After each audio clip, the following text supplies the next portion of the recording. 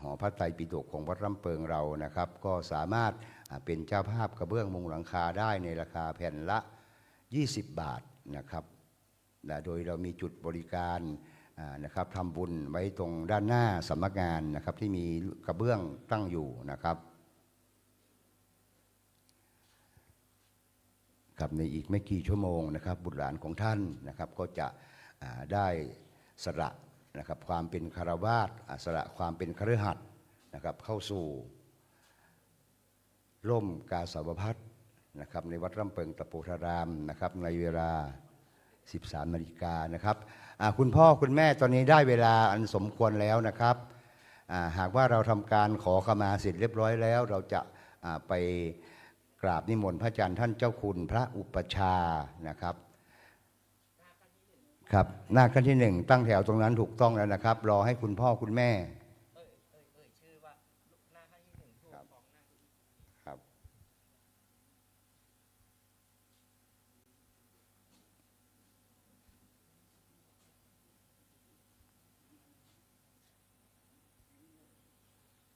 เดียวชายุทธกลับมาชายุทธไหนไม่รู้นะชายุทธเป็นเคยหรือเปล่ามาเป็นโยคี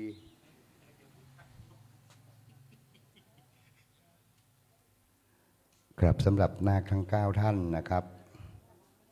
มีรายนามดังต่อไปนี้นะครับ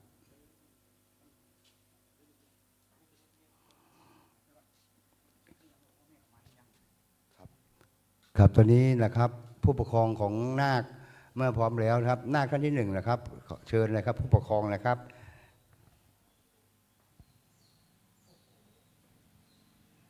ครับนี่เจริญพรผู้ปกครองของนาคชุติพรนะครับครับนาควุฒิพรผู้ปกครองท่านที่1มานั่งประจำที่เลยนะครับ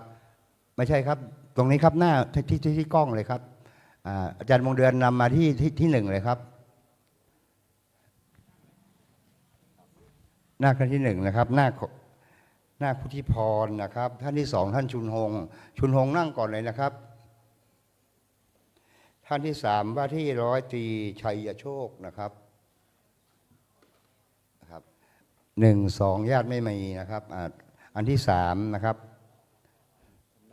ครับว่าที่ร้อยตำรวจชัยโชคท่านที่3ครับ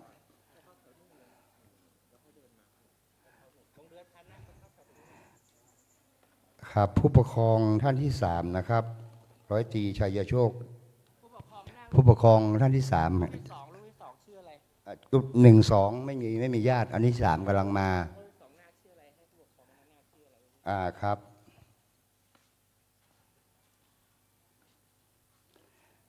ผู้ปกครองของว่าที่ร้อยตรีชัยโชคนะครับ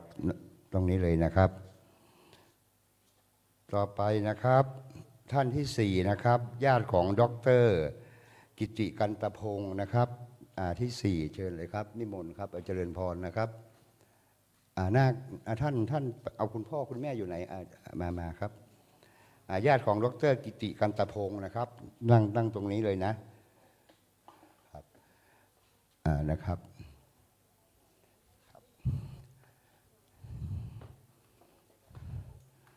ต่อไปนะครับผู้ปกครองของว่าที่นาคปวีนะครับผู้ปกครองของปวีไหนครับใครเป็นผู้ปกครองปวีครับปวีมาดูญาติหน่อยปวีนั่งนี้นะครับปวีและพงศกรตรงนี้ญาติปวีเนาะกี่คนครับ3อันนี้แหละจัดไปแล้วครับถือขันไม่ก่อนนะนั้นยังไม่ใช้ไว้อันนี้เราครับอันนี้ของพงศธรเนาะของข้านาพงศธรอยู่ตรงนี้นั่ง3เสร็จด้วยนะครับต่อไปพิชยะพิชยะนี่พิชยะอันดับ7เนาะญาติ2เนาะครับต่อไปพัชรพงศ์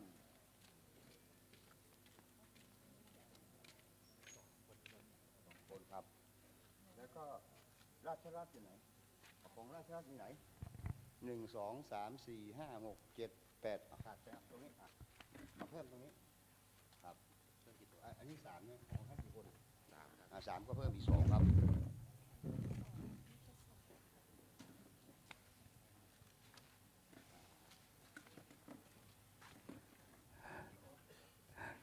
ครับนิมนต์อาจารย์เบลเลยนะครับ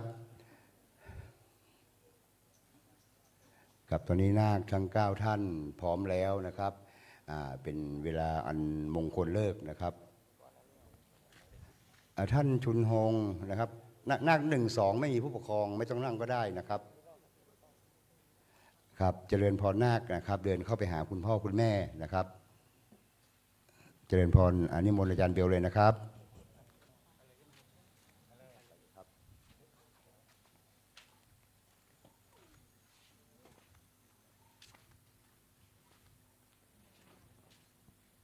ครับเป็นภาพแห่งความสวยงามนะครับเป็นภาพแห่งความประทับใจนะครับเป็นภาพแห่งความปิติยินดีในเช้าอันเป็นมงคลเลิกวันนี้นะครับขณะนี้นาคทั้ง9ท่านนะครับก็เดินมาที่คุณพ่อคุณแม่ครับ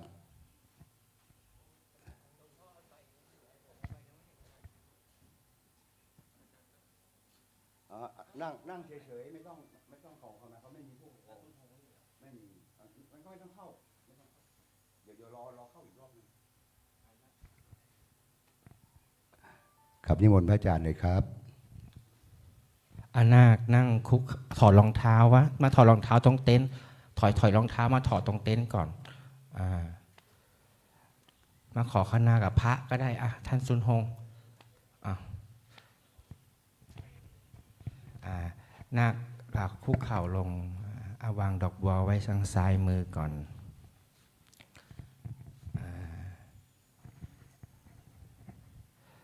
พร้อมแล้วก็กราบคุณพ่อคุณแม่3 ครั้งออกเสียงพร้อมกันอัญชลีตั้งจิตให้เป็นกุศลวันนี้เป็นวันดีของเรา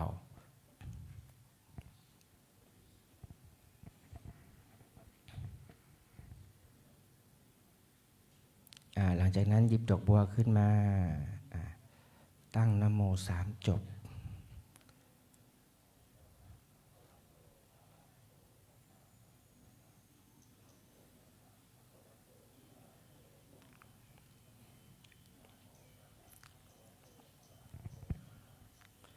หลังจากนั้นกล่าวตามนะบัดนี้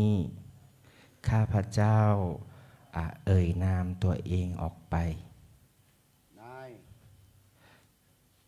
จะขอโอกาสกราบลาพ่อแม่ญาติพี่น้องตลอดถึงท่านทั้งหลายเพื่อเข้าพิธีบรรพชาอุปสมบทณพัทธสีมาวัดลำเปิงตะโปธารามในวันนี้กายกัมมังวจีกัมมังมโนกัมมังตลอดระยะเวลาที่ถือกำเนิดมานี้หากข้าพเจ้า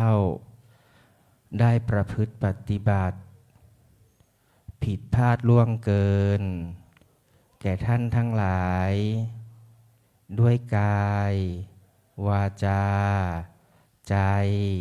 ทั้งต่อหน้าก็ดีทั้งรับหลังก็ดีที่เจตนาก็ดีไม่ได้เจตนาก็ดีขอให้ท่านทั้งหลายอันมีบิดามารดาปู่ย่าตายายหรือญาติพี่น้องทุกท่านขอได้โปรดอโหสิกรรมงดความผิดทั้งหลายเหล่านั้นให้แก่ข้าพเจ้าผู้จะเข้าพิธีบรรพชาอุปสมบทณบัดนี้เพื่อความบริสุทธิ์เพื่อความบริบูรณ์เพื่อความอยู่เป็นสุขในพระศาสนาและเพื่อประโยชน์แก่การทำให้แจ้งซึ่งพระนิพพานของข้าพเจ้าในชาติปัจจุบันนี้ด้วยเถิดแล้วค่อย เดินเข่าไปหาคุณพ่อคุณแม่และยื่นดอกไม้ให้ท่านแล้วโอบกอดท่านสักหนึ่งครั้งเนาะคุณพ่อคุณแม่ก็อโหสิกรรมให้ลูกนะหรือว่าเรามีสิ่งใดที่เรายังไม่เคยบอกกับพ่อกับแม่เราเลยอยากจะขอโทษอโหสิกรรมกันแล้วก็วันนี้ก็เป็นโอกาสดีเราก็ได้บอกคุณพ่อคุณแม่ซะนะวันนี้เราจะขอลาบวชนะวันที่6วันที่6คือวันนี้นะแล้วก็คุณพ่อคุณแม่ก็รับดอกไม้ของนาคแล้วก็กล่าวอโหสิกรรมให้กับบุตรชายของเรากับลูกของเราหลังจากนั้นใครเสร็จแล้วก็กราบเท้าคุณพ่อคุณแม่สัก3 ครั้งนะกราบเท้าคุณพ่อคุณแม่วันนี้คุณพ่อคุณแม่บางท่านนะต้องรอมาถึง20 กว่าปี30 กว่าปี ที่จะได้เห็นบุตรชายของเราได้ทำการบรรพชาอุปสมบทเขาว่าพ่อกับแม่ถืออะไรไม่เบาเท่าถือพระไตรจีวรของลูกอันนี้เป็นเรื่องจริงเนาะนะบางท่านรอมาตั้งนานขอให้ลูกให้บวชให้วันนี้ลูกชายเรามาบวชให้แล้วนะในบ่ายนี้แน่นอนนะได้บวชอยู่วัดร่ำเพิงแน่นอนวันนี้หลังจากนั้นเมื่อเสร็จแล้วก็กราบ3 ครั้งเนาะกราบ3 ครั้งแล้วก็เดี๋ยวหลังจากนี้ก็ขอเชิญนาคลุกขึ้นนะเชิญนาคลุกขึ้นแล้วก็เราก็เดินแถวกลับไปก่อนเดินขออภัยใครจะถ่ายรูปตอนนี้ถ่ายได้เลยนะอาจจะถ่ายรูปร่วมตอนนี้เป็นภาพครอบครัวถ่ายได้เลยเดี๋ยวสักพักแล้วเดี๋ยวเราจะให้นาคนั่งประจำเก้าอี้แล้วเราก็จะนิมนต์พระอาจารย์ท่านเจ้าคุณมาเป็นประธานในพิธีคลิปผมในช่วงเช้านี้นะครับหลังจากคลิปผมในช่วงเช้านี้แล้วก็นาคจะทำพิธีปรงผมหลังจากนั้นก็ไปอาบน้ำอาบท่าแล้วก็มาใส่ชุดนาคแล้วเราก็จะเริ่มตั้งขบวนนะการตั้งขบวนก็คือคุณพ่อจะถือบาตรนะฮะคุณพ่อจะถือบาตรและคุณแม่จะถือพระไตรนะในการเดินรอบทักษิณาอุโบสถนะไปจำนวน3 รอบหลังจากนั้นแล้วนะครับท่านใดที่มีเหรียญโปรยทานมานะเราจะโปรยทานหน้าโบสถ์ในรอบที่3นะรอบสุดท้ายก่อนที่เราจะเข้าในอุโบสถและหลังจากโปรยทานเสร็จแล้วก็พ่อนาคนะพ่อนาคก็จับมือคุณพ่อคุณแม่คุณปู่คุณย่าคุณตาคุณยายของเราเข้าโบสถ์ไปพร้อมกันนะคุณพ่อคุณแม่ปู่ย่าตายายและก็นาคพากันจับมือครอบครัวพากันเข้าอุโบสถพร้อมกันเพื่อที่จะเอาบาตรเอาผ้าไตรนะขึ้นไปไว้บนโบสถ์หลังจากนั้นแล้วเราค่อยลงมาทำกิจกรรมครอบครัวของเราเป็นลำดับต่อไปแล้วก็พิธีบรรพชาอุปสมบทนี้จะเริ่มขึ้นในเวลาประมาณ 13:00 น.หรือว่าบ่ายโมงตรงนั่นเองเพราะฉะนั้นแล้วประมาณเที่ยง40นะญาติโยมแล้วก็นาก็ให้ขึ้นไปรออยู่ที่บนอุโบสถสำหรับสังฆทานที่เราเตรียมมาเนาะเดี๋ยวตอนเช้าภาคเช้าเราทำกิจกรรมเสร็จแล้วก็ให้ยกขึ้นไปบนศาลาบาตรเลยนะเพื่อป้องกันนี้ฝนตั้งเขามาแล้ววันนี้เขาว่างานบุญตนบุญทำอะไรก็ร่มเย็นเป็นสุขนะเดี๋ยวเทวดาจะพรมน้ำมนต์ให้นะวันนี้ถ่ายภาพครอบครัวได้เลยนะครับตอนนี้เดี๋ยวสักครู่แล้วก็นาคจะนั่งเก้าอี้แทนคุณพ่อคุณแม่และทีนี้คุณพ่อคุณแม่ก็จะเดินพรกลับไปนั่งในเต็นท์หลังจากนั้นพระเดชพระคุณเจ้าคุณพระอาจารย์ท่านก็จะเดินทางมาเป็นประธานในพิธีคลิปผมในเช้านี้แล้วก็รับฟังโอวาทจากท่านเล็กน้อยนะครับพระเดชพระคุณพระอาจารย์ท่านก็เป็นพระอุปชาเราในภาคบ่ายนี้ด้วยท่านใดจะถ่ายภาพนะก่อนที่เราจะปรงผมก็ได้หลังจากปรงผมแล้วก็ได้นะ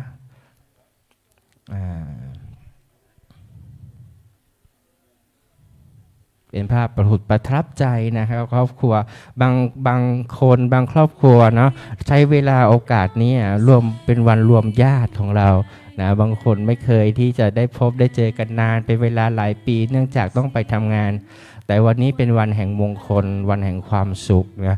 ได้รวมตัวรวมญาติกันซึ่งเป็นหน้าที่ปิติยินดีเป็นอย่างยิ่งเลยสำหรับครอบครัวของนาคแต่ละคนดูแล้วยิ้มแย้มแจ่มใสนะเป็นวันแห่งความสุขตลอดที่นาคได้บวชเป็นประชาอุปสมบทอยู่ที่วัดร่ำเบิงนี้นะกิจกรรมของพระใหม่นะครับช่วงเช้าจะรับบิณฑบาตที่บริเวณวิหารลายคำนะครับวิหารลายคำที่เมื่อเช้านี้ที่พระท่านบิณฑบาตเนาะ ในเวลา7:30 นาทีเป็นต้นไปนะครับแล้วเกิดท่านใดจะมาทำบุญตักบาตรก็นิมนต์เรียนเชิญได้สำหรับวันพระนะครับวันพระก็จะรับบิณฑบาตในเวลา8 นาฬิกาตรงหรือว่า8 โมงเช้านั่นเองนะครับในส่วนภาคกลางคืนก็จะมีการเวียนเทียนนะทุกวันพระถ้าเกิดญาติโยมหรือว่าโยมพ่อโยมแม่ของพระใหม่อยู่แถวนี้หรือว่าสะดวกก็สามารถมาร่วมกิจกรรมดังกล่าวได้นะครับในตลอดที่ท่านอยู่ที่นี่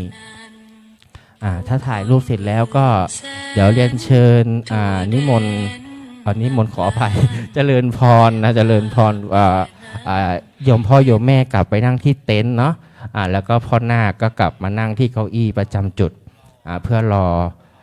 พระเดชพระคุณพระอาจารย์ท่านเดินทางมาถึงนะตอนนี้ท่านกำลังสอบอารมณ์โยคีผู้ปฏิบัติธรรมอยู่นะญาติโยมท่านใดสนใจจะมาปฏิบัติธรรมก็ยินดีเลยนะครับไม่มีค่าใช้จ่ายใดๆบางครั้งลูกชายมาบวชโยมพ่อโยมแม่อยากจะเข้ามาบวชชีบวชพราหมณ์ถือศีล8ด้วยก็ยินดีเลยขั้นต่ำ3 คืน 4 วันนะ3 คืน 4 วันไม่มีค่าใช้จ่ายเลยมาปฏิบัติธรรมมาดูกายดูใจตัวเองแล้วก็ได้สอบอารมณ์กับพระวิปัสสนาจารย์ถือว่าเป็นโอกาสที่ดีเป็นแนวทางการปฏิบัติแล้วเราก็ไปสานต่อนะชีวิตของเราทางด้านทางโลกต่อก็ได้นะอันนี้ถ้าเสร็จแล้วก็เจริญพรนาคนั่งเก้าอี้เลยเด้อนั่งเก้าอี้รอพระอาจารย์ท่านมาแล้วก็โยมพ่อโยมแม่กลับมานั่งที่เต็นท์ก่อน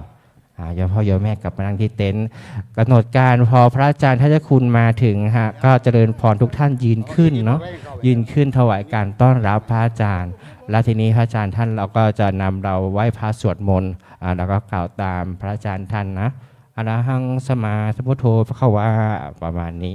นะอันนี้เป็นกำหนดการคร่าวๆอาจารย์ไม่จะพูดอะไรแล้ว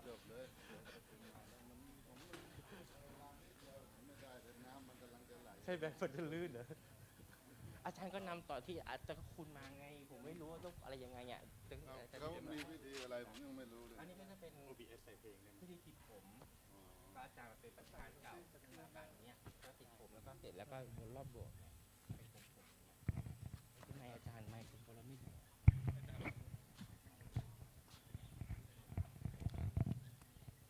เสร็จแล้วก็เตรียมพร้อมเลยนะพ่อนาคกลับมานั่งเก้าอี้ของเราตามลำดับปกติได้เลยเดี๋ยวสักครู่พระอาจารย์ท่านจะมาแล้วเนาะเราอาจจะต้องทำเวลาสักหน่อยเพราะว่าฝนตั้งเขามาแล้วตอนนี้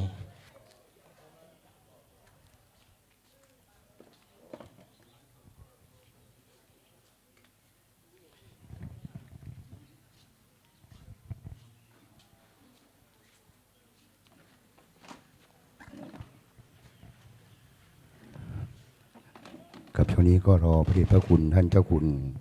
ภาวนาธรรมาภิรัตน์นะครับมาทำการคลีบผมให้กับพ่อนาคก่อนนะครับ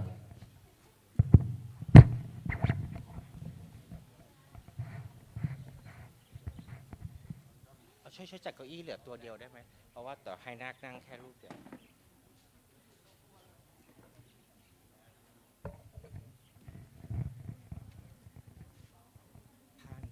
พานใบบัวไม่แต่ใบบัวอาจารย์แต่ยังให้เดี๋ยวสอบลงแป๊บนึงโอเคไม่เป็นไรให้ถ่ายรูปก่อนแล้วแต่นี้พร้อมแล้วอันนี้เดี๋ยวเราเอาพานใบบัวมีไหมใบบัวดอกบัวของเราที่เตรียมไว้อยู่ไหนเอ่ยนั่นน่ะอยู่ไหนเอ่ยเอามาที่เก้าอี้เราเลยใช่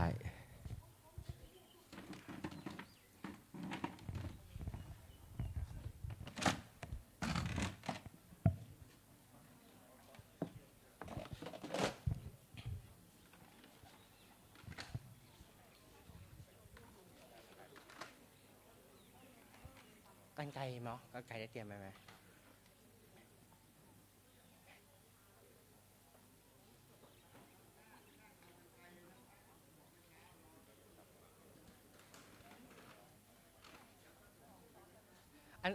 อันนี้เดี๋ยวเอาไว้ตรงนู้นก่อนเพราะว่าต้องใส่น้ำมาเดี๋ยวตอนไปล้างหัวแล้วค่อยแจกเขามาทีหลังครับ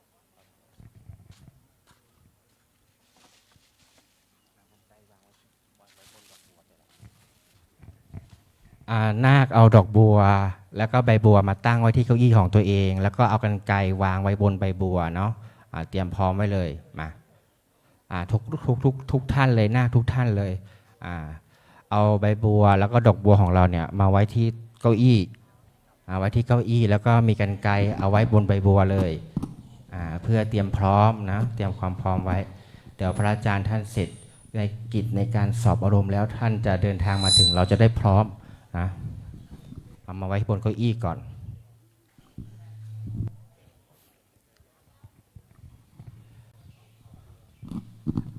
ใบบัว1 ใบมาไว้บนเก้าอี้ตัวเองเลยเดี๋ยวก็เราก็เตรียมพร้อมนาคนั่งประจำเก้าอี้เลยนาคนั่งประจำเก้าอี้นั่งเลยนั่งประจำเก้าอี้เราเลยเพื่อความเรียบร้อยนะเพื่อความเรียบร้อยนั่งเลยขาด1 ตัว1 2 3 4 5 6 7 8เพิ่มมาตัวหนึ่งแล้วขยับขึ้นมาหน่อยขยับขึ้นมาทางนี้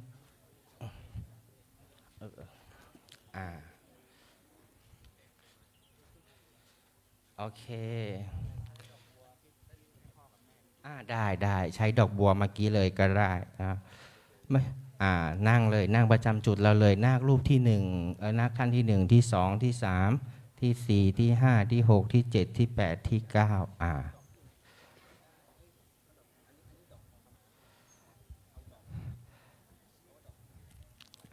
จะเปลี่ยนดอกก็ได้นะแล้วก็ผมที่เราขีบเราปรงแล้วเนาะโยมพ่อโยมแม่เอากลับไปบ้านได้เลยนะเอากลับห่อใบบัวกลับไปบ้านบางท่านเอาไปลอยน้ำบางท่านเอาไปไว้โคนต้นโพบางท่านเอาเก็บไว้1 อาทิตย์หรือว่าจะไปทำอะไรก็ได้นะตามความเชื่อของเราแต่ไม่ต้องเอาไว้ที่วัดนะไม่ต้องเอาไว้ที่วัดเราห่อใบบัวเนี่ยผมเราเอากลับบ้านไปด้วยไปกลับบ้านไปด้วยจะไปลอยน้ำหรือไว้โคนต้นโพอันนี้ก็แล้วแต่ของทางบ้านเราได้เลยนะสำหรับเส้นผมของนาค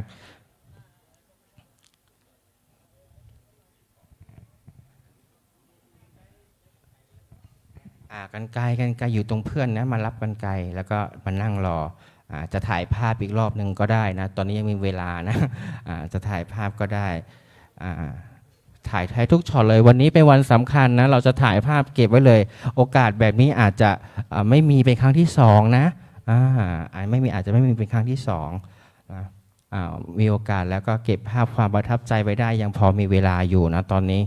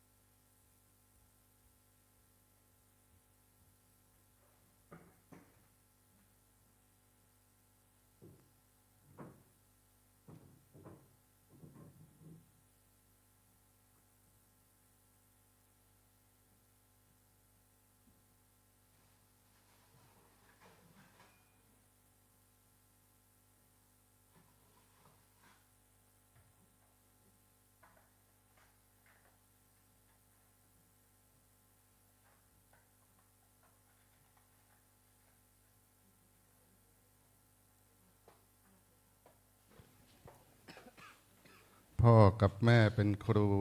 ผู้สอนในตอนต้น พ่อกับแม่ทุกคนอุดม พรหมวิหาร พ่อกับแม่มีเมตตากรุณามุทิตาการ พ่อกับแม่มีญาณอุเบกขาเป็นอารมณ์ จะมีสักกี่ใครให้ได้อย่างเดียว มีคนมากมายรับได้อย่างเดียว จะมีสักกี่คนทนได้อย่างเดียว มีคนมากมายโวยวายอย่างเดียว เมื่อนึกถึงพระคุณอันยิ่งใหญ่แล้วก็พุทธเจ้าทรงตรัสว่าไม่มีพระคุณของใครที่จะมาก นับประมาณไม่ได้ก็คือพระคุณของพ่อแม่พุทธเจ้าเปรียบพ่อแม่เนี่ยยกท่านไว้สูงเปรียบเท่าเป็นพระอรหันต์ของลูก เวลาเราทำบุญกับพระอรหันต์เนี่ยได้บุญมาก เวลาทำบาปกับพ่อแม่ก็บาปเท่ากันกับทำกับพระอรหันต์ฉะนั้นวันนี้เป็นโอกาสดีนะนาคพ่อนาคมาได้เข้ามาเพื่อที่จะศึกษาในเรื่องของชีวิตนะเพื่อที่จะได้ตอบแทนคุณบิดามารดาท่านบอกว่าบุตรคนใดเอาพ่อแม่เนี่ยมาไว้ที่บ่าขวาบ่าซ้ายเลี้ยงดูพ่อแม่ตลอดชีวิตป้อนข้าวป้อนน้ำให้ท่านถ่ายอุจจาระปัสสาวะลงบนบ่าทั้งสองข้างขนาดนั้นพุทธเจ้ายังตรัสว่าไม่ใช่การตอบแทนพระคุณของบิดามารดาแต่บุคคลใดทำพ่อแม่ที่ท่านยังไม่มีศรัทธาในพระศาสนาในพระรัตนตรัยเนาะทำให้พ่อแม่มีศรัทธาเริ่มต้นนะมีการบริจาคทานนะทำให้พ่อแม่ที่ไม่มีศีลทำให้พ่อแม่เป็นคนมีศีลทำให้พ่อแม่นะที่ยังไม่มีการเสียสละนะเป็นคนที่มีการเสียสละทำให้พ่อแม่ที่ยังไม่มีปัญญาในทางนี้หมายถึงปัญญาในทางธรรมปัญญาในทางโลกก็ใช้เอาไว้ทำมาหากินปัญญาทางธรรมไว้ใช้ในการดับทุกข์นะภายในจิตใจ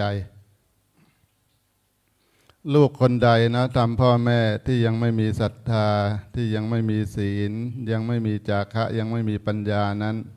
ทำให้ท่านมีทำสี่ข้อนี้เกิดขึ้นได้พระพุทธเจ้าได้ตรัสว่าได้ตอบแทนนะพระคุณของพ่อแม่เพราะว่าบุคคลใดก็ตามมีศรัทธามีศีลมีจาคะมีปัญญานะเมื่อมีคุณธรรมทั้งสี่ประการอยู่ในใจอยู่เป็นเนืองนิดเนี่ยสุขติย่อมเป็นที่หวังได้ทางที่จะพาพ่อแม่ไปสวรรค์เนาะก็คือแนะนำให้ท่านตั้งอยู่ในธรรมทั้งหลายนึกถึงพ่อแม่ตอนที่ว่ารู้ว่าลูกของตัวเองมาปฏิสนธิมาอยู่ในท้องของแม่เนี่ยรักตั้งแต่ยังไม่เกิดนะท่านบอกว่าพ่อกับแม่เนี่ยรักไม่เลิกตั้งแต่ยังไม่เห็นหน้าในรักเราแล้วแม้ลูกจะไปอยู่ตรงไหนเนี่ยลูกเป็นคนไม่ดีลูกเป็นคนที่ว่าไม่มีใครรักใครน่ะอยากจะเห็นหน้าแต่ว่าความรักของพ่อของแม่นะรักลูกรักไม่เลิกมีอยู่คนหนึ่งนะเขาบอกว่าลูกเนี่ยติดยาติดเหล้าพอเมาแล้วก็ตีพ่อแม่พอไม่ได้ยาเสพติดแล้วก็ตีพ่อแม่ชาวบ้านเขาเห็นนานๆเขาทนไม่ไหวเขาก็มาลุมลูกชายนะแม่รีบเข้าไปห้ามอย่ามาทำลูกฉันอย่ามาทำลูกฉัน ชาวบ้านเขาก็สงสัยอ้าวก็เขาทุบตีพ่อแม่เนี่ยจะไม่ให้สั่งสอนได้ไง แม่แกพูดดีนะบอกว่าลูกฉันไม่ได้ตีฉันยาบ้ามันตีฉันตั้งหากเหล้าในตัวลูกฉันมันตีฉันลูกฉันจริงๆมันไม่ตีลูกฉันมันดีว่างั้นความรักของพ่อแม่เนาะท่านยังบอกว่าพ่อแม่เนี่ยรักไม่เลิกเบิกไม่คิดเบิกไม่คิดเนี่ยพ่อแม่ให้มาตั้งแต่ยังไม่ลืมตาดูโลกเนี่ยบางคนอายุ50 60 70แล้วพ่อแม่ก็ยังมีแต่ให้เนาะแต่ลูกเนี่ยพอไอ้หนูเองมีตังค์สัก500ไหมแล้วพอพ่อแม่เอ่ยปากจดบัญชี จดบัญชีไว้นะลูกนะมีความคิดนะไม่นะได้มีความคิดที่ว่าจะมีพรหมวิหารเหมือนกับพ่อแม่ฉะนั้นผู้เป็นลูกเนี่ยในทางศาสนาเมื่อก่อนในเวลาบวชเขาบวชเอาพรรษาเลยนะพอบวชได้พรรษาเนี่ยเขาถึงจะเรียกบัณฑิตคนที่รู้จักดีชั่วบาปบุญแต่ถ้าเกิดยังไม่ถึงพรรษาเนี่ยเขาเรียกบวชยังไม่สุขบางทีบวชปุ๊บท่องพาหุงยังไม่ได้เลยนะฉะนั้นพ่อกับแม่เนี่ยรักไม่เลิกเบิกไม่คิดผิดไม่แค้นผิดไม่แค้นเนี่ยพ่อกับแม่เนี่ยตอนเราเด็กๆเนี่ยป้อนนมป้อนข้าวมือมั่งเท้าบ้างของลูกทุบตีไปที่ปากพ่อปากแม่ตัวพ่อแม่มีแต่ความปีติดีใจปลื้มใจนะไม่เคยนึกโกรธเกลียดลูกเลยแต่ลูกเนี่ยพอพ่อแม่แก่หน่อยบางคนมีพ่อแม่เป็นอัลไซเมอร์นะพ่อแม่ขี้พ่อแม่เยี่ยวทุบตีลูกหน่อยโกรธนะโกรธเพราะว่าความที่เป็นลูกนั้นจะทำใจให้ดุจดังพ่อแม่เนี่ยเป็นเรื่องยากพ่อกับแม่ของเรารักไม่เลิกเบิกไม่คิดผิดไม่แค้นตายแทนลูกได้นะเมื่อรู้ว่าลูกมาเกิดอยู่ในท้องแม่เนี่ยแม่หลายๆคนนะพอหมอบอกว่าการที่จะคลอดเด็กออกมาเนี่ยเป็นสิ่งที่อันตรายถ้าเป็นไปได้เนี่ยอาจจะสามารถรักษาชีวิตไว้ได้คนเดียวพ่อกับแม่ในบางทีตกลงกันเอาลูกไว้นะพ่อถ้าเกิดหมอบอกอย่างนี้นะพ่อเอาลูกไว้นะแม่ไม่เป็นไรหรอกเอาลูกไว้ฉะนั้นวันนี้พ่อนาคนะมาบวชที่ได้ศึกษาหลักธรรมะขององค์สมเด็จพระสัมมาสัมพุทธเจ้าจะได้รู้จักบุญคุณของพ่อของแม่ตามความเป็นจริงนะพ่อแม่นี่มีบุญคุณกับเรามากนะเวลาเราอยู่ในท้องนะ่ะอยากเปรี้ยวก็ไม่ได้กินเปรี้ยวอยากหวานก็ไม่ได้กินหวานกลัวลูกในท้องนะจะได้รับความไม่สบายฉะนั้น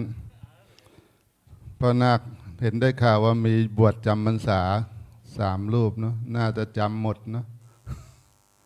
น่าจะอยู่หมดในครั้งนะเมื่อไม่กี่ปีที่ผ่านมาเนี่ยคนญาติโยมเนี่ยช่วยกันรักษาศาสนาเพราะว่าใครมีความประพฤติดีๆเนี่ยให้มาบวชเป็นพระอยู่ในวัดเนี่ยจะได้สืบทอดพุทธศาสนา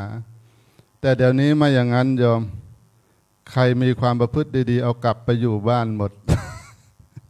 ใครสัมมาเลเทเมาเกกมาเลเกเรสาธุยกมือตัวหมอคุณบวชต่ออยู่เถอะฉันสบายใจจังเลย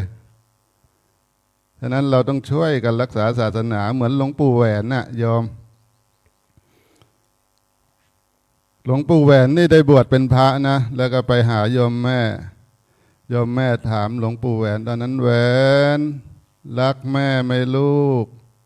หลวงปู่แหวนก็บอกรักครับโยมแม่บอกว่าถ้ารักแม่บวชยันตายได้ไหมลูกหลวงปู่แหวนไม่สึกเลยนะเพราะความรักแม่นะฉะนั้นในช่วงเข้าพรรษาเนี่ยถ้าเกิดนาคที่มาอุปสมบทเกิดความศรัทธาลงมือประพฤติปฏิบัติแล้ว นะอยากจะให้พ่อแม่ได้บุญเยอะๆอยากจะให้พ่อแม่ไปสวรรค์นะเราก็ต้องรู้จักคำสอนของศาสนาก่อนท่านสอนอะไรและนำคำสอนเหล่านั้นไปบอกให้พ่อแม่ได้เกิดมีความศรัทธาน่าจะได้ตั้งตนอยู่ในศีลแล้วก็มีการเสียสละมีปัญญาในการที่จะทำทุกข์ในจิตใจของตัวเองให้ลดลงได้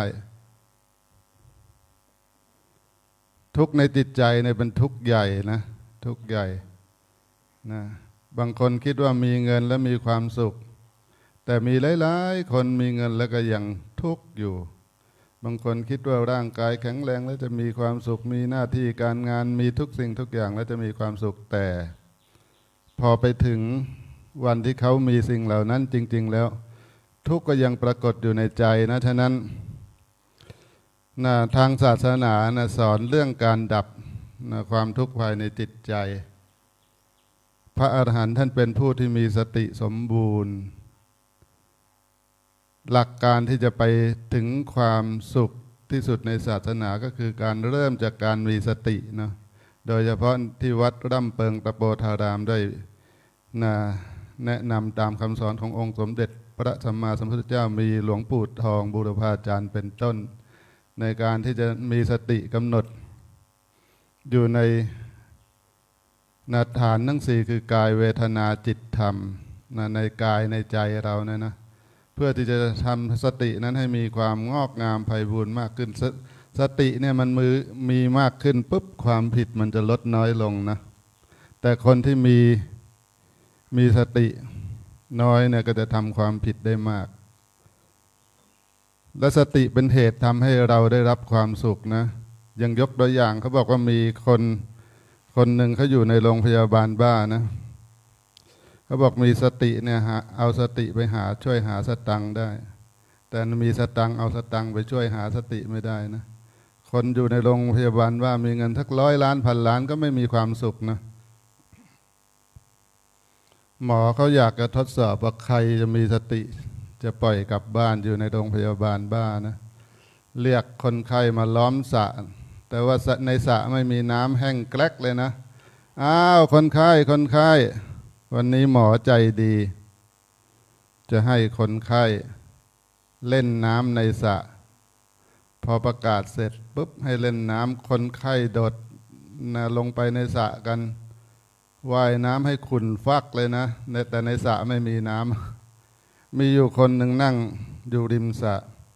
หมอก็คิดว่าไอ้คนนี้คงจะมีสติคงจะปล่อยกลับบ้านได้เดินไปข้างๆไปถามเอ้าคนไข้ไม่อยากเล่นน้ำไงแล้วคนไข้เขาตอบอยากเล่นครับหมอเอาแล้วทำไมไม่เล่นน้ำกับเขาผมว่ายน้ำไม่เป็นบอกผมว่ายน้ำไม่เป็นนะขนาดบ้าเขาก็ยังขาดสติหลงฉะนั้นสติเป็นเหตุทำให้คนได้รับความสุขในปัจจุบันในสัมปรายภพเบื้องหน้าเนาะเป็นโชคดีที่พ่อนาคแล้วก็ญาติโยมที่เป็นญาติได้มาที่วัดร่ำเปิงและได้มีโอกาสรู้จักเข้าประพฤติปฏิบัติเพื่อที่จะทำให้ความทุกข์ในใจลดลงจากการมีสติเนี่ยนะมีพ่อนาคคนไหนเปลี่ยนใจนะบวชให้แม่ยันตายเลยมีไหมเนี่ยเอาแบบหลวงปู่แหวนนะใจเด็ด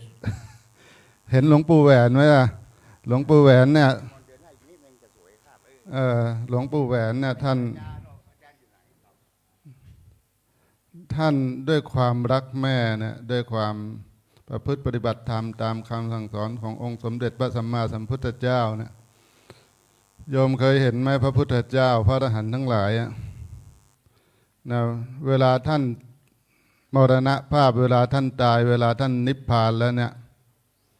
คนอยากได้กระดูกแย่งกันแย่งพระธาตุเนี่ยความดีมันซึมเข้าไปจนถึงกระดูกนะดียันกระดูกเลยหลวงปู่แหวนเหมือนกันนะคนไปแย่งอยากได้มาบูชาเนี่ยคือความดีที่เกิดขึ้นจากการประพฤติปฏิบัติตอนนี้ก็รออาจารย์เจ้าคุณนะจ จะได้มาเป็นประธานในการคลิปผม ในครั้งพุทธกาลมีพระภิกษุองค์หนึ่งนะเขาโกนหัวให้3 ครั้งโกนทีแรกใบมีดมันบาดหัวหรือไงไม่รู้นะแต่โกน3 ครั้งนี่เป็นพระอรหันต์เลยเห็นว่าแหมไอ้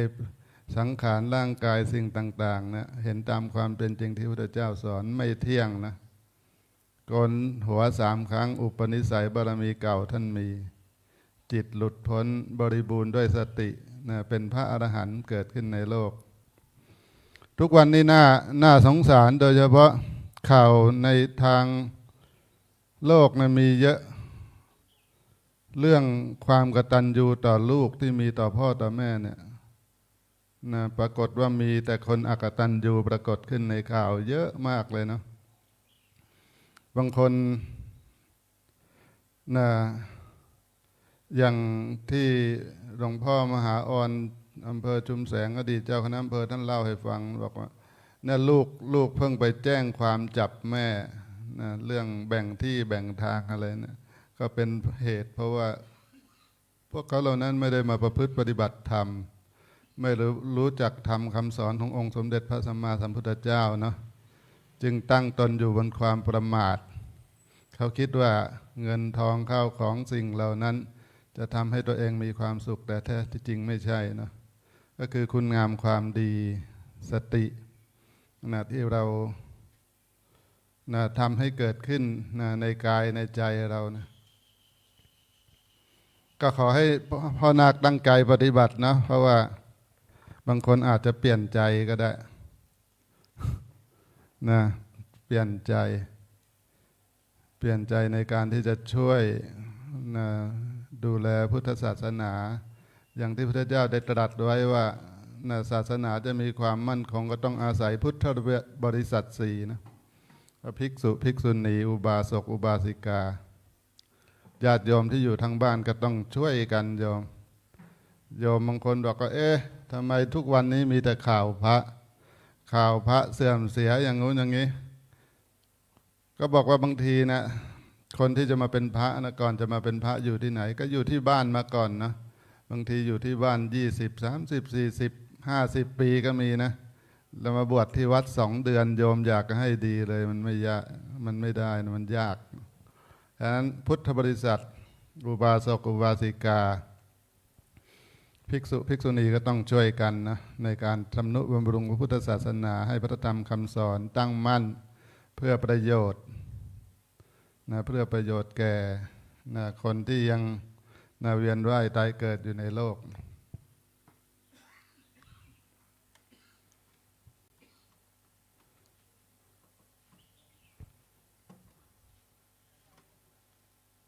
ก็ตอนนี้ก็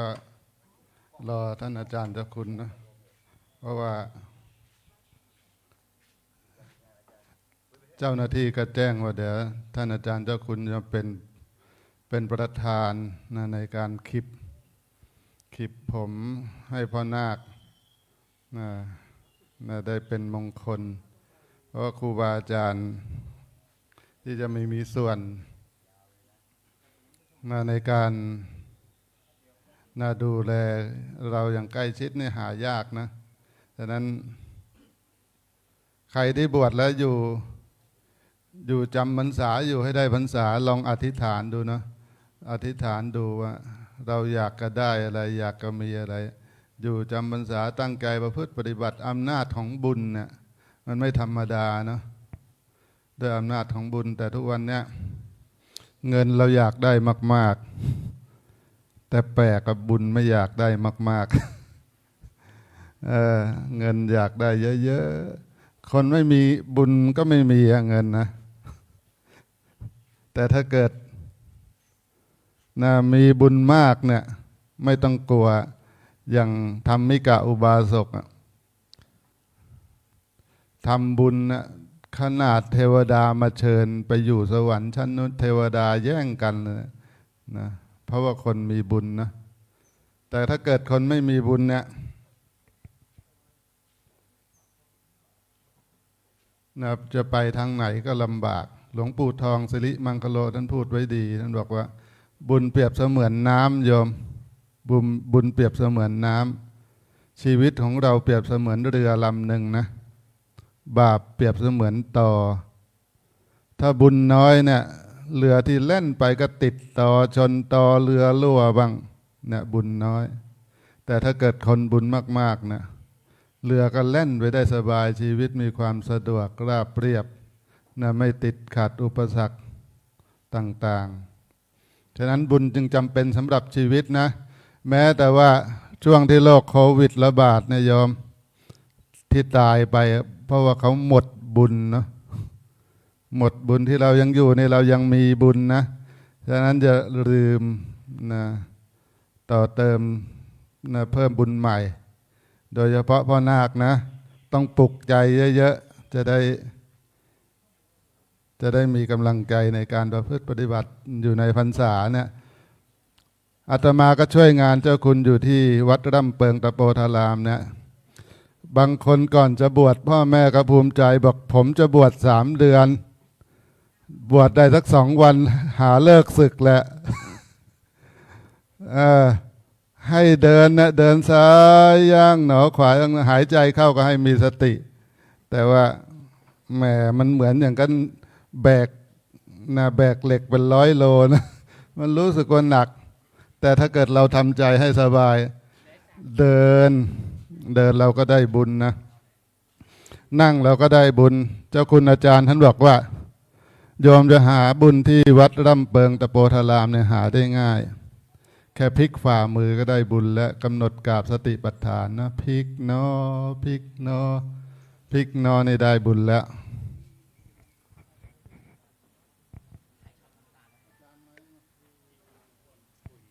ตอนนี้ก็มีโยคีที่สอบอารมณ์เหลืออีก3 คนโยนาคเข้าห้องน้ำก่อนก็ได้นะเข้าห้องน้ำก่อนเดี๋ยวอีกสักประมาณไม่เกิน15 นาทีน่าจะได้เข้าห้องน้ำเราไม่รีบกันนะวันนี้นะโยมไม่รีบนะวันนี้ถ่ายทอดสดแดดออกแล้วบอกฝนไม่ตกแล้วไม่ต้องกลัวฝนตกก็ดีนะมันไม่ร้อนโยมแดดออกก็ดีมันไม่หนาว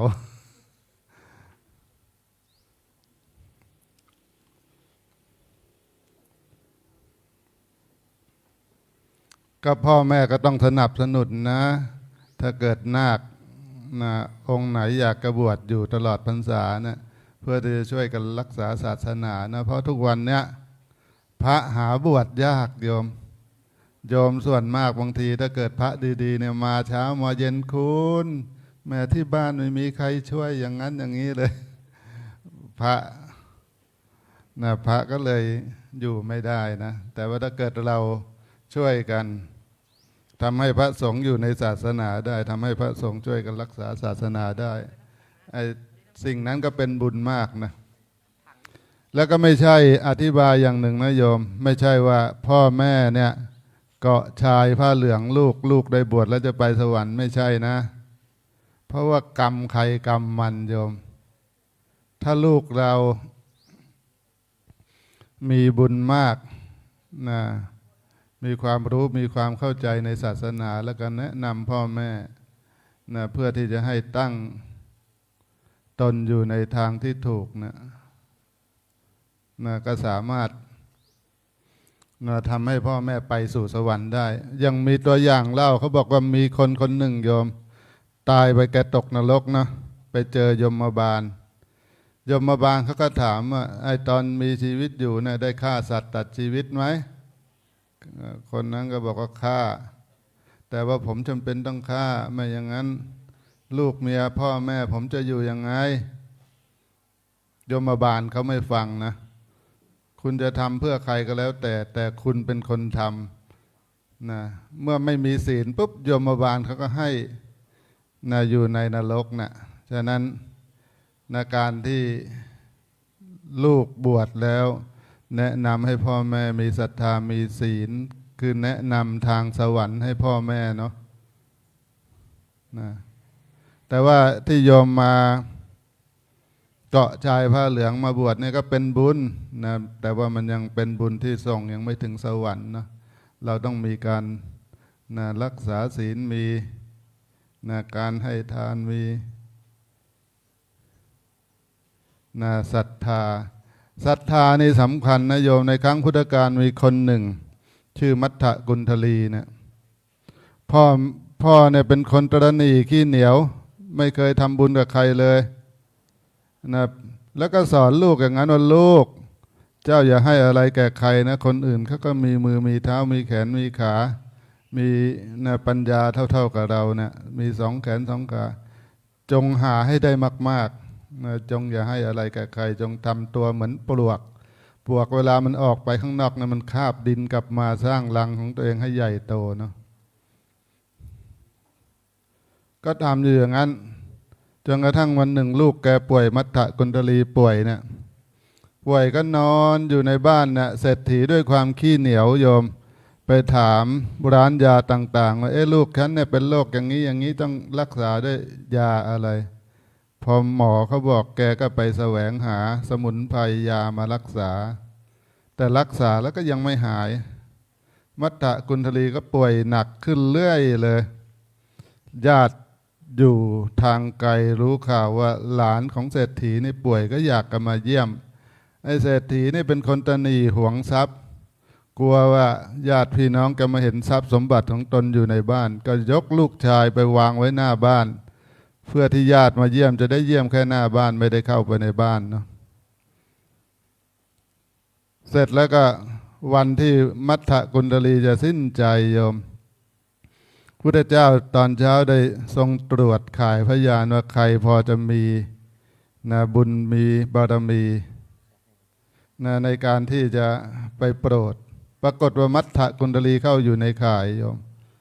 พุทธเจ้าเสด็จไปโปรดมัทธกุณฑลีวันนั้นจะขาดใจตายนะเห็นฉับพลันรังสีของพุทธเจ้านึกถึงพุทธเจ้าเนี่ยอยากจะยกมือไหว้แต่ร่างกายมันไม่ไหวแล้วนะรวบรวมแรงทั้งหมดจะทำการสักการะพุทธเจ้าก็ตายในขณะนั้นไปเกิดบนสวรรค์เป็นเทพบุตรชื่อมัทธกุณฑลีเนี่ยแค่ศรัทธาอย่างเดียวนะโยมยังไม่ต้องถึงกับให้ทานรักษาศีลนะ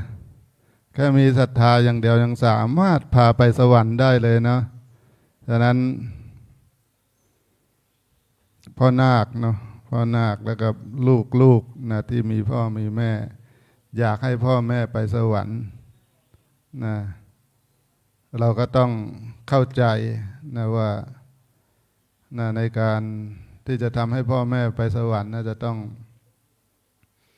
ทำอย่างไรนะไม่ใช่ว่าบางคนบอกว่าฉันบวชแล้วพ่อแม่ไปสวรรค์แล้วไม่ใช่นะนั่นก็เป็นความเชื่อแต่ความเชื่อนี่ไม่ใช่ความจริงทั้งหมดแต่ว่าสิ่งที่พระพุทธเจ้าทรงตรัสสอนเนี่ยเป็นความจริงนะเป็นความจริงเพื่อที่จะให้เราทั้งหลายนั้นได้ประพฤติปฏิบัติเพื่อประโยชน์และก็สุขนะแก่นะพวกเราเนี่ยนะโยมผู้เป็นพุทธบริษัทช่วงนี้ก็จะใกล้เข้าพรรษาแล้วเนาะก็นึกถึงว่าวันเข้าพรรษาเนี่ยญาติโยมหลายๆคนก็อาศัยศาสนาเนี่ยในการกระทำความดีนะงดเหล้าเข้าพรรษาบ้างนะหรือใครจะงดนะงดพูดคำหยาบงดด่า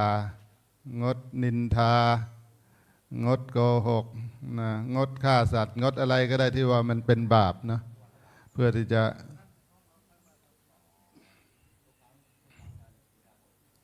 นะได้นะสั่งสมบุญกุศลให้กับชีวิต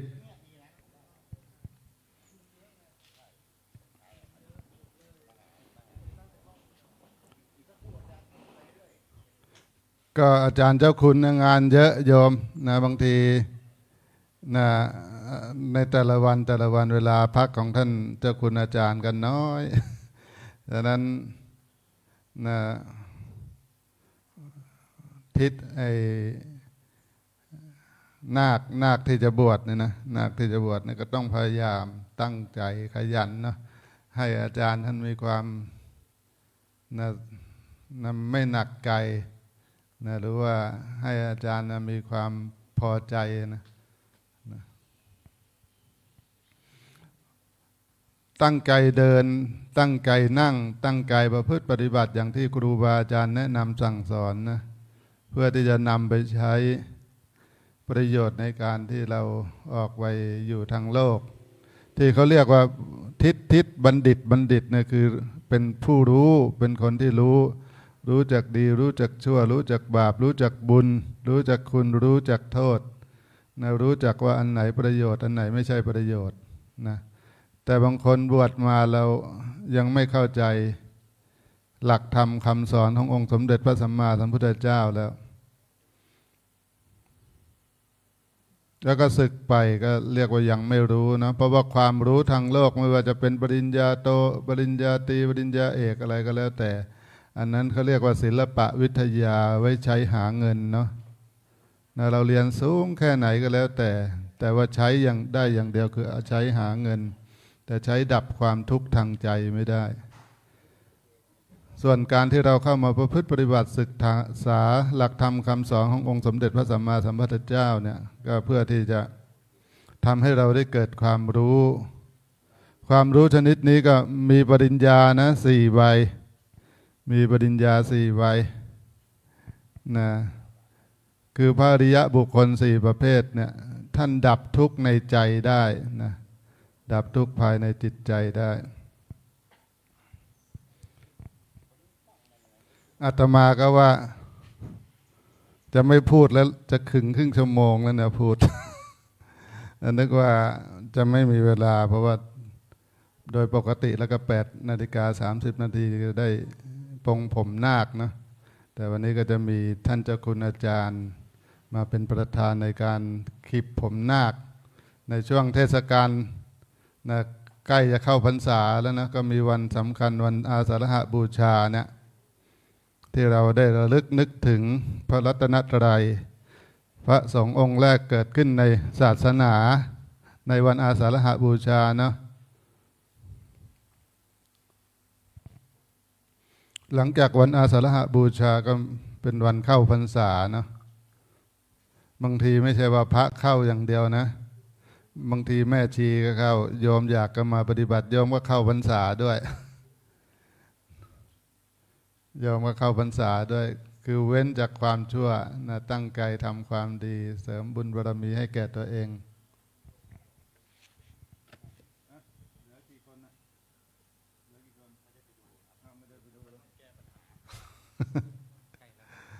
ใกล้แล้ว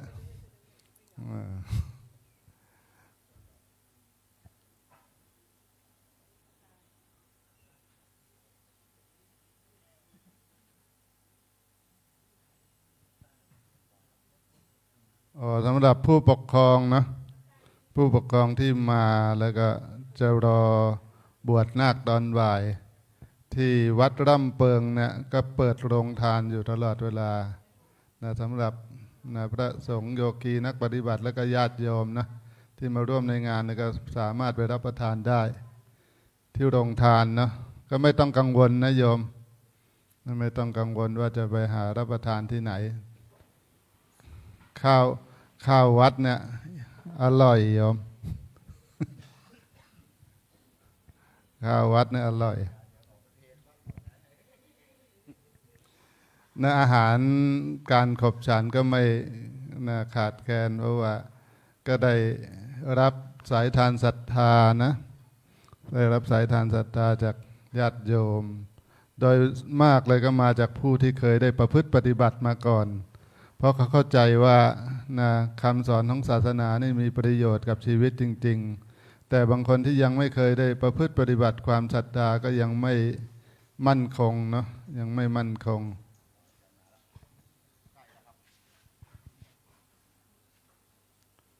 นะแดดออกแล้วพ่อนาคก็ขยับหลบแดดก็ได้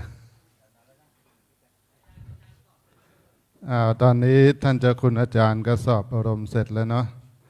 ญาติโยมที่เป็นพ่อแม่นะแล้วก็พ่อนาคเข้าประจำที่เราจะได้เริ่มพิธีในการปรงผมโดยเจ้าคุณอาจารย์ก็จะได้เป็นประธานนะในการขีบผมนะเวลาอาจารย์ขีบผมพ่อนาค พ่อนาคก็อธิษฐานนะ อยากจะหมดกิเลสอยากจะนะได้นะ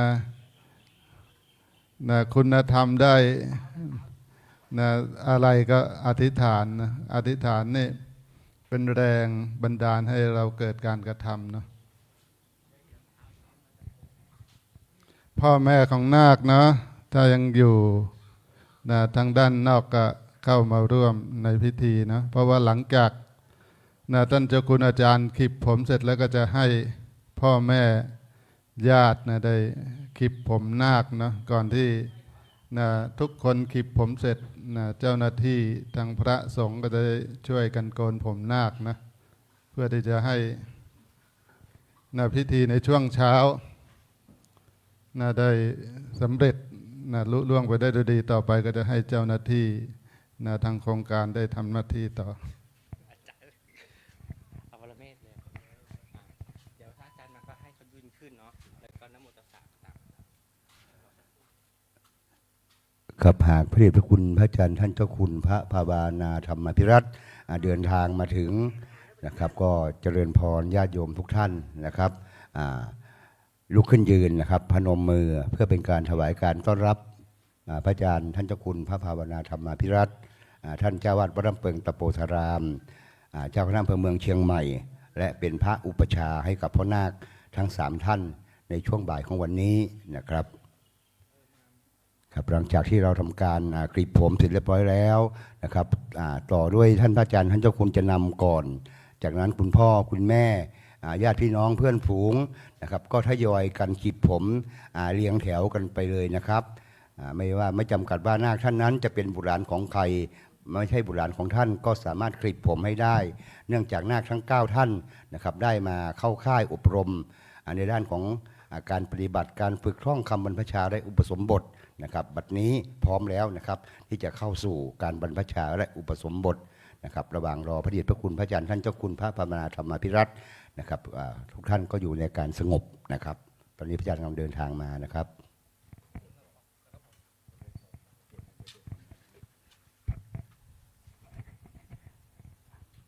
กำหนดการคร่าวๆพอประธานในพิธีหรือพระเดชพระคุณพระอาจารย์มาถึงให้ญาติโยมเราทุกท่านยืนพนมมือนะครับต้อนรับพระอาจารย์แล้วก็ร่วมกันไหว้พระนะฮะแต่ตอนนี้ยังมาไม่ถึงอันนี้บอกไว้ก่อน เดี๋ยวรอสักครู่นะพระอาจารย์ท่านเพิ่งเสร็จกิจนะฮะ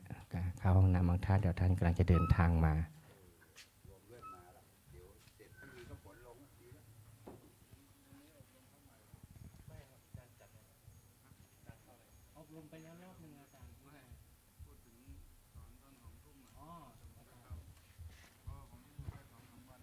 เดี๋ยวบางท่านสงสัยว่าทำไมพระอาจารย์ท่านพรีตอนเช้านะพระอาจารย์ท่านต้องมีกิจในการสอบอารมณ์ผู้ปฏิบัติธรรมฝ่ายหญิงนะเป็นประจำทุกวันยกเว้นวันพระนะทำให้เวลาตอนเช้านะก็อาจจะล่าช้าไปอันนี้เป็นเวลาปกตินะบางท่านอาจจะสงสัยว่าทำไมไม่มาพระอาจารย์ทำอะไรนะก็แจ้งให้ทราบว่าพระอาจารย์ท่านกิจสอบอารมณ์ท่านจึงเสร็จกิจแล้วท่านจึงมาหาเรานะฮะ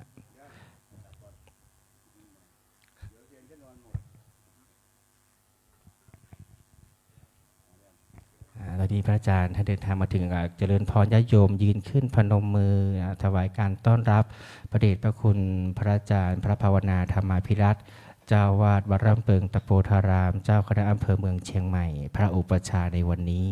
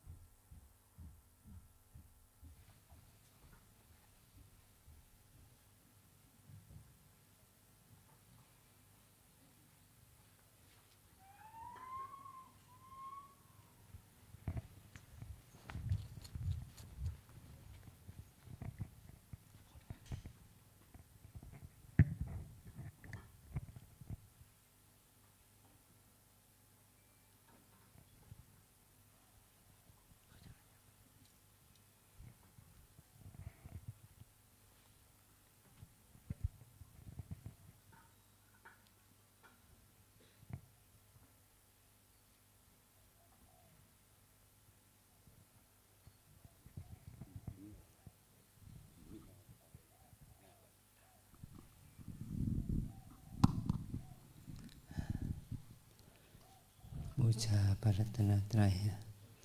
อิมินาสการเรนะ อิมินาสกาเลนะ พุทธังอภิปูชยามะ พุทธังอภิปูชยามะ อิมินาสการเรนะ อิมินาสกาเลนะ ธัมมังอภิปูชยามะ ธัมมังอภิปูชยามะ อิมินาสการเรนะ อิมินาสกาเลนะ สังฆังอภิปูชยามะ สังฆังอภิปูชยามะ อะระหังสัมมาสัมพุทโธภควา อะระหังสัมมาสัมพุทโธภควา พุทธังภควันตังอภิวาเทมิ พุทธังภควันตังอภิวาเทมิ สวากขาโตภควตาธัมโม สวาคาโตภควตาธัมโม ธัมมังนามัสสามิ ธัมมังนามาสามิ สุปฏิปันโนภควโตสาวกสังโฆ สุปฏิปันโนภควโตสาวกสังโฆ สังฆังนามามิ สังฆังนามามิ หันธมยังพุทธัสสะภควโตปุพพภาคะนะมะการังกโรมาเซ นะโมตัสสะภะคะวะโตอะระหะโตสัมมาสัมพุทธัสสะนะโมตัสสะภะคะวะโตอะระหะโตสัมมาสัมพุทธัสสะนะโมตัสสะภะคะวะโตอะระหะโตสัมมาสัมพุทธัสสะ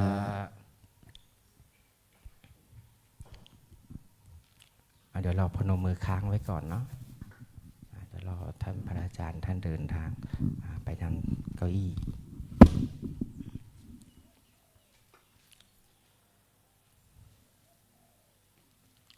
เจริญพรญาติโยมนั่งลง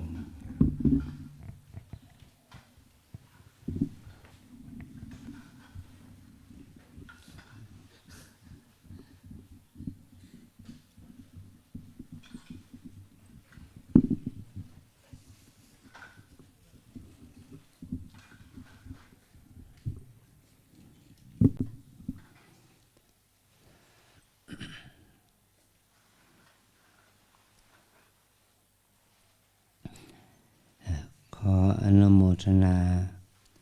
กับกุลบุตรที่มีศรัทธาอันแรงกล้าได้มาสมัครเข้าบวชบรรพชาอุปสมบทที่พระราชสีมาอุโบสถวัดลำเปิงตะโพธารามเราแห่งนี้จำนวน9 นาคเป็นจำนวน9 นาคขออนุโมทนาบุญกับคุณพ่อคุณแม่พี่น้องญาติมิตรของนาคทั้ง9ที่มาร่วมมุทิตาอนุโมทนากับการบรรพชาอุปสมบท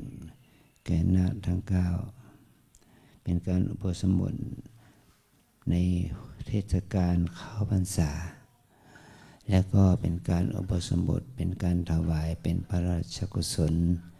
แด่พระบาทสมเด็จพระเจ้าอยู่หัวพระวชิรเกล้าเจ้าอยู่หัวในหลวงรัชกาลที่10ซึ่งเป็น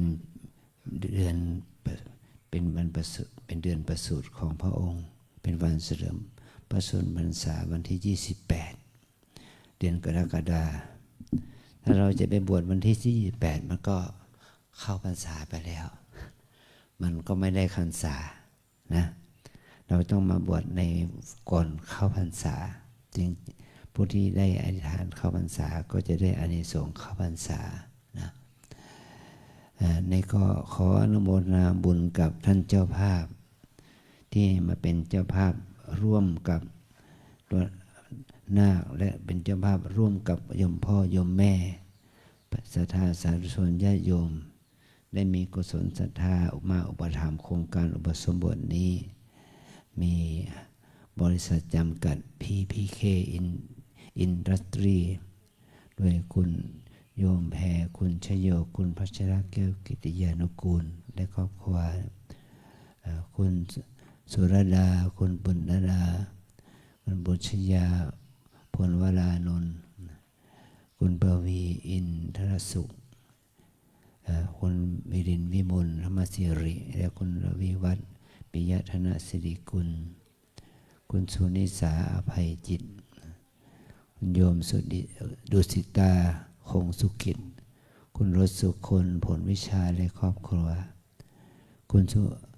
รีเจริญพัฒนาชัยคุณพระณีพวกอิ่ม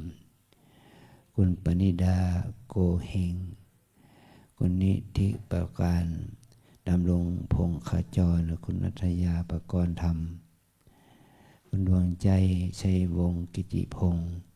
คุณท่านคุณสะทนเจริญวัฒนาชัยคุณอัมพรนันติคุณกิตติกันตพงศ์ศรีบัวนำคุณรัชรัตน์อินคำคุณพงศธรสุพิทยาสพรคุณชัยโชคคำเขียวคุณพิชยะแสยางคุณพรพมพรตระกูลร่มโพคุณทานันยารัตน์รัวสมบูรณ์เด็กชายอีตันเมเบลกรมกรบคุณพัทรวันเวชวงศ์คุณส่องแสงด้านวิไลปิติกุลและครอบครัวบริษัทจำกัดพรภูมิพาณิชย์คุณสุนหงเซมมี่ฮุยคุณพัชรพงษ์เชอร์คุณโชคชัยคุณกลางคุณพัชราอินทรสุศรีคุณนักนัทพรหมณีคุณทันยแพทย์หญิงทันตแพทย์เภสัชกรหญิงกันธิดายาวิชัยคุณนัทยาดวงแก้วคุณวรกรคุณธนวดีและคุณสุนทรวชิระวงศ์เด็กชายพุทโธและคณะศรัทธารวม500 บาทปัจจัยสัมปันที่โยมให้ทำบุญนี้ก็เป็นอันนี้เป็นรวมถึงว่าเป็นค่าปัจจัยค่าน้ำค่าไฟค่าอาหารนะค่าน้ำค่าไฟค่าอาหารค่าจิปาถะในการที่ท่านได้มาอยู่ที่นี่เราก็ช่วยส่งเสริมอุปถัมภ์งานพระศาสนาคือการสร้างศาสนบุคคลนะศาสนาจะเจริญรุ่งเรืองได้ต้องอาศัยศาสนบุคคลได้แก่พุทธศาสนิกชนทั้งหลายได้มีความศรัทธาเสียสละตนเองเข้ามาบวชปฏิบัติเพื่ออุดหนุนส่งเสริมศาสนธรรมให้เจริญศาสนธรรมคือคำสอนของพระพุทธเจ้ามีมามากกว่าตั้งแต่พระพุทธเจ้าตรัสรู้มีมามากกว่า 2,613 ปีมาแล้วเราเกิดมาอยู่มาในโลกนี้ก็มีชีวิตอยู่ได้เท่าที่เรามีอายุอยู่นะ30 ปี40 ปี50 ปี60 ปี70 ปีนี่เราก็ได้อุปถัมภ์พระศาสนาคือคำสอนของพระพุทธเจ้าได้แก่ประพฤติปฏิบัติในส่วนในทานในศีลในภาวนานี้ให้พระศาสนานั้นได้มีความเจริญไพบูรณ์ในโลกนี้เมื่อเราได้ประพฤติปฏิบัติตัวเองให้มีความศรัทธาเลื่อมใสในพระศาสนาแล้วก็เอื้ออำนวยให้แก่บุตรของเราที่เป็นผู้ชายที่มาบวชเนี่ยให้เขาได้มาบวชมาปฏิบัติให้รู้จักพระธรรมคำสอนของพระพุทธเจ้าว่าพระธรรมคำสอนของพระพุทธเจ้าไม่ได้อยู่ที่ไหนนะมันอยู่ที่ตัวเราเองมันอยู่ที่กายให้ใจเราเองเมื่อ มื่อกายเราใจเรานี่มีสติมีสมาธิมีปัญญามีความเพียรมีความศรัทธา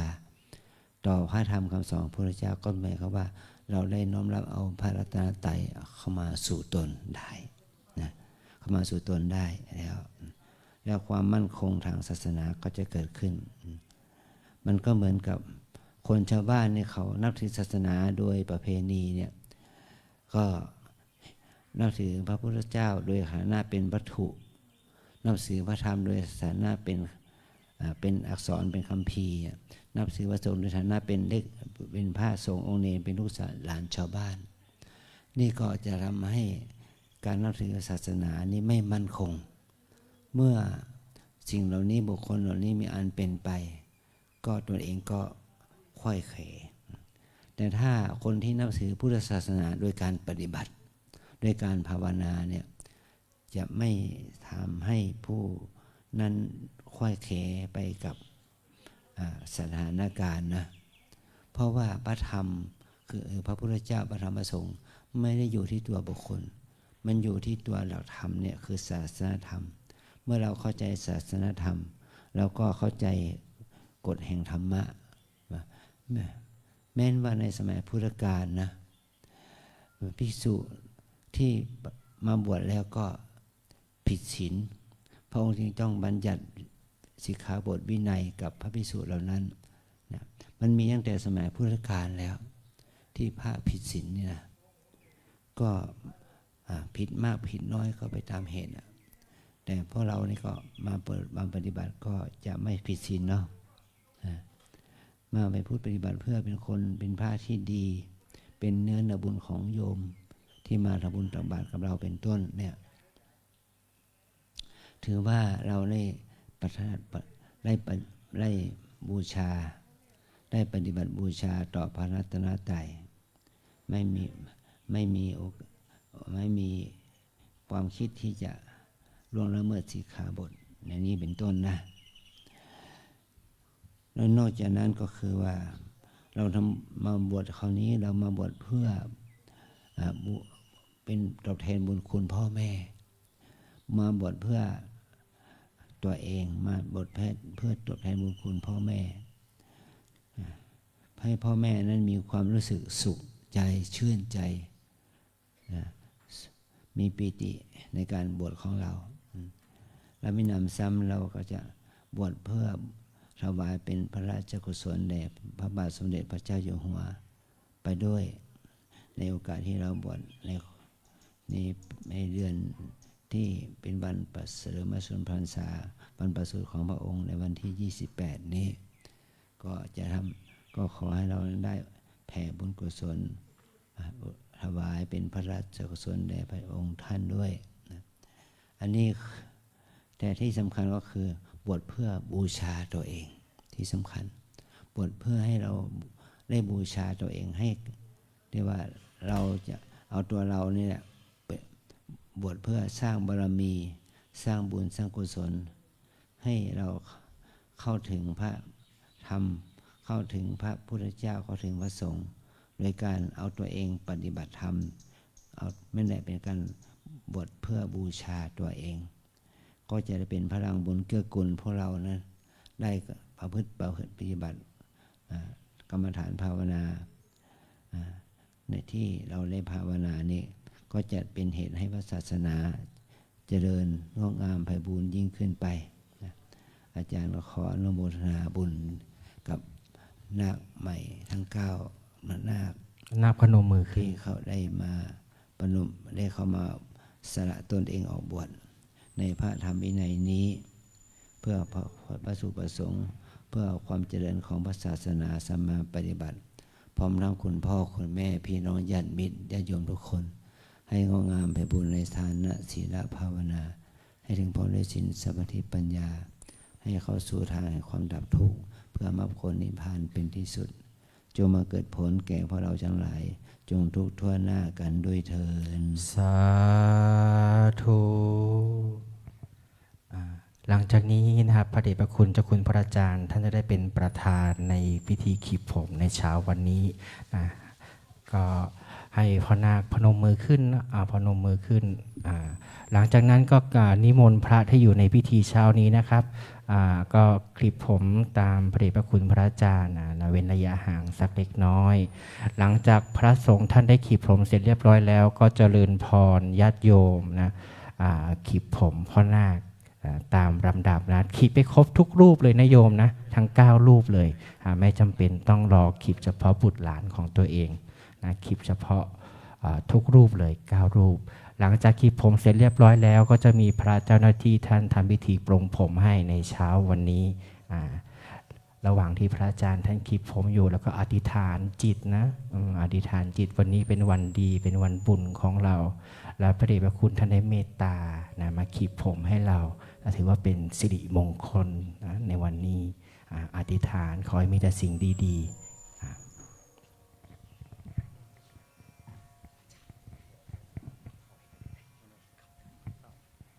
แล้วก็ในช่วงนี้ก็เป็นช่วงที่พ่อนาคก็ได้ตัดสินใจเด็ดขาดที่จะหันเข้าสู่ทางธรรมะเพื่อที่จะศึกษาพระธรรมนำไปประกอบใช้ในชีวิตที่ยังอยู่ในโลกเรียกว่าเป็นการตัดสินใจอย่างเด็ดขาดเนาะแล้วก็เป็นบุญเป็นบารมีของพ่อนาคเองด้วยเพราะว่าในครั้งพุทธกาลเราจะสังเกตเห็นว่าเมื่อบุคคลจะบวชจะประพฤติปฏิบัติมารเขาก็จะทำหน้าที่นะเหมือนอย่างองค์สมเด็จพระสัมมาสัมพุทธเจ้าจะทรงเสด็จออกผนวดในมารก็จะไปขัดขวางเพื่อที่จะไม่ให้เกิดการสร้างบารมีกุศลคุณงามความดีแต่วันนี้พ่อนาคถือว่าเป็นผู้โชคดีแล้วก็ได้มีจิตใจนั้นมั่นคงเด็ดเดี่ยวในการที่จะขั้นหันหน้าเข้าสู่ทางธรรมะโดยมีพระเดชพระคุณพระภาวนาธรรมาภิรัตน์เจ้าคุณอาจารย์เป็นแบบอย่างในการประพฤติปฏิบัติอยู่ที่วัดร่ำเปิงตะโพธาราม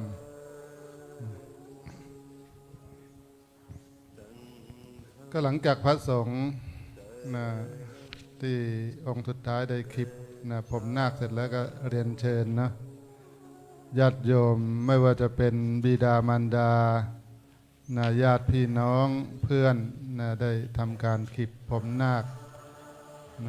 ในระหว่างที่คลิปนี่ก็ให้พรไปด้วยนะคุณบวชอย่าศึกนะอยู่สัก3 พรรษานะอะไรอธิษฐานให้พ่อนาคเป็นกำลังใจให้พ่อนาคเพราะวันนี้ก็เป็นวันที่พ่อนาคจะเปลี่ยนเพศนะเปลี่ยนเพศจากคฤหัสถ์เนี่ยเป็นอุดมเพศคือเป็นพระภิกษุเนี่ยเป็นเพศที่อุดมด้วยบุญกุศลบุญบารมีในการที่จะสร้างคุณงามความดี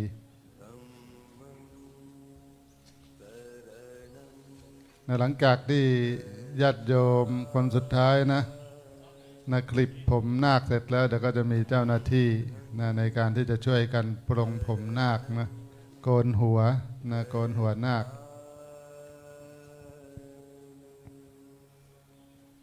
การปรงผมการโกนหัวนี่ก็เป็นปริศนาธรรมอย่างหนึ่งที่ว่าบุคคลที่จะเสียสละสิ่งนั้นเป็นที่รักเนาะโดยเฉพาะความสวยความงามในครั้งพุทธกาลพุทธเจ้าเมื่อมีภิกษุทั้งหลายที่ปรงผมออกบวชเนี่ยคนต่างๆเขาก็มองบุคคลโกนผมทั้งหลายว่าเป็นคนที่สิ้นไร้ไม้ตอกหรือว่าเป็นคนที่บางคนก็เป็นคนใจเด็ดใจเด็ดเดี่ยวกล้าเสียสละผมของตนเองนะอย่างตอนที่เราเป็นฆราวาสเนี่ยอาจจะมีหลายทรงมีลองทรงมีสกินเฮดมีอะไรแล้วแต่มาบวชแล้วเหลือทรงเดียวนะเหลือทรงเดียวโกนหัวทรงเดียว ไม่ได้ใช้ชีวิตเหมือนฆราวาสโดยทั่วไป ชุดที่เรานุ่งห่มก็มีชุดเดียวบอกชุดนอนชุดเที่ยวนะชุดไหนๆก็ชุดเดียวนะ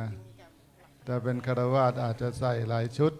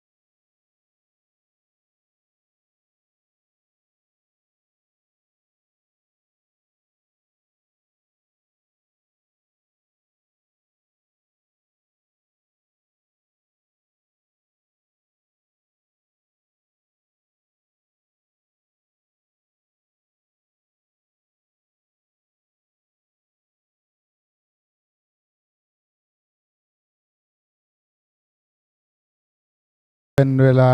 อันเป็นมงคลด้วยอาตมาก็นึกถึงว่านาคก็มี9 รูป9 หน้าเจริญเนาะโกนหัวขีบผมก็ขีบตอน9 นาฬิกามีแต่ก้าวไปข้างหน้าทั้งนั้นนะฉะนั้นนาคนะออกพรรษาอยู่ให้ครบ9 รูปนะจะมีความเจริญมั่นคง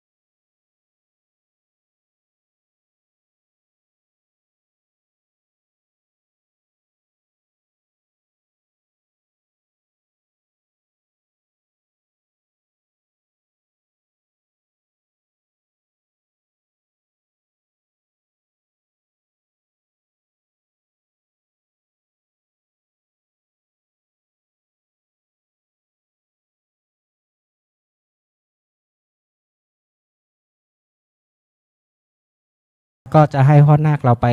อาบน้ำอาบท่านะครับ แล้วก็เอาใบรอบวชนะบัตรติดหน้าอกคำว่ารอบวชไปคืนที่สำนักงานสงฆ์นะครับ หลังจากนั้นพอคืนใบรอบวชที่สำนักงานสงฆ์แล้วก็ทางสำนักงานท่านจะให้ชุดนาคเรามา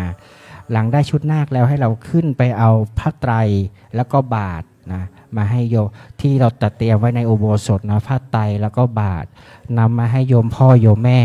ของเรานะเพื่อที่เราจะตั้งในรูปขบวนตั้งในรูปขบวน และทักษิณารอบอุโบสถเป็นจำนวน3รอบนะครับที่เราต้องทำก่อนวันนี้ก็อย่างที่เราได้เห็นว่าฝนนะตั้งเขามาอีกแล้วนะถ้าเกิดฝนตกเราก็จะพลาดพิธีในการเวียนรอบอุโบสถไปนะครับก็ทางญาติโยมนะคณะศรัทธาที่มาร่วมงานบวชก็อย่าเพิ่งกลับนะอย่าเพิ่งไปกินข้าวนะร่วมเวียนรอบโบสถ์กับพ่อนาคก่อนร่วมเอาบุญด้วยกันก่อนหลังจากเวียนรอบโบสถ์แล้วนะครับแล้วก็ท่านใดที่มีเหรียญโปรยทานเหรียญโปรยทานมาก็จะโปรยในรอบที่3นะรอบสุดท้ายได้ข่าวว่ามีฉลากด้วยนะในฉลากนั้นเห็นว่ามีเงินรางวัลนะฮะเอาไปแลกก็เป็นบุญกุศลที่ทางพ่อนาคให้เป็นที่ระลึกในงานอุปสมบทในรอบที่3เมื่อเราโปรยแล้วก็ให้นาคนะจับมือโยมพ่อโยมแม่จับมือพ่อแม่เรานะมีผ้าไตรมีบาตรนะจุงกันขึ้นโบสถ์จุงกันขึ้นโบสถ์ไปเอาไตรกับบาตรไปวางในที่สมควรที่ทางเจ้าหน้าที่จัดไว้ให้ตามลำดับหลังจากนั้นแล้วเราก็ลงมาก่อนเนาะลงมารับประทานอาหารกลางวันร่วมกันกับครอบครัวประมาณเที่ยง 45เที่ยง 45ก็ขอให้เรานะพ่อนาคแล้วก็โยมพ่อโยมแม่คณะศรัทธาญาติโยมที่นำสังฆทานหรืออะไรก็ดีให้เตรียมขึ้นไปเลยที่สารบาตรแล้วก็ไปนั่งรอนะรอพิธีบรรพชาอุปสมบทในช่วงบ่ายโมงนะเพราะว่าตอนนี้พระเดชพระคุณพระอาจารย์นะพระอุปชฌาย์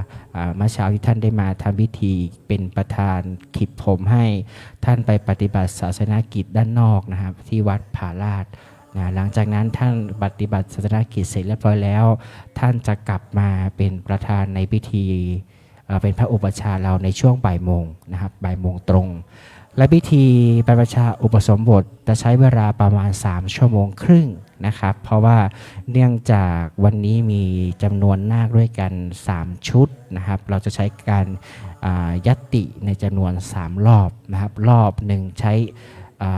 จำนวน3ท่านนะพ่อนาค3ท่านในการยัตติ1ชุด